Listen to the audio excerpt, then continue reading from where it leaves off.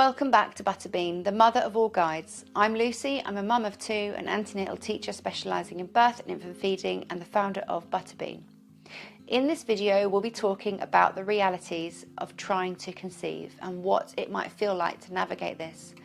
I'm well aware the content of this video may be triggering for some viewers, so if it's not for you, feel free to skip on to another one.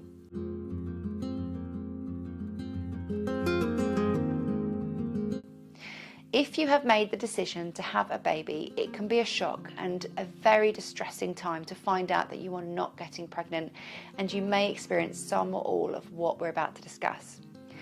It can become really hard to cope with relatives, friends and colleagues announcing their good news, swapping details of their pregnancies and births, sharing stories about their children and doing all the things that you hope to be part of by now.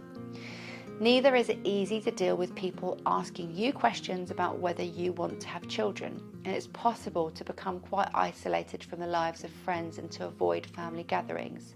You may be embarrassed to ask your GP about it. Then once you find out the courage to do so, it can be frightening if you're told that you have a fertility problem, or it can be a relief if the GP says that the issue can be treated easily. One couple in 6 needs help to conceive, and it may be the woman who has the fertility problem, or it could be the man, or they may both have some degree of infertility. So it's not at all uncommon. This is often the start of a journey in a search for a successful treatment. For some, it's a short journey, and within months they have the joy of learning they are pregnant, but for others it can be long and really difficult, involving fertility specialists or a referral to a fertility clinic. Don't be surprised if you feel you are on a roller coaster of emotions as you wait for appointments, for more test results, for advice about the recommended treatment, and to find out if it's worked. People talk about the dread, the hope and the disappointment, as well as the confusion of feelings, fear, anger, sadness, grief, increasing anxiety and sometimes guilt. So you're really not alone if it feels like this for you. If you're in a relationship, it won't be surprising if it's affected in all sorts of ways by the stress of trying to have a family and needing treatment, because it's like that for so many couples.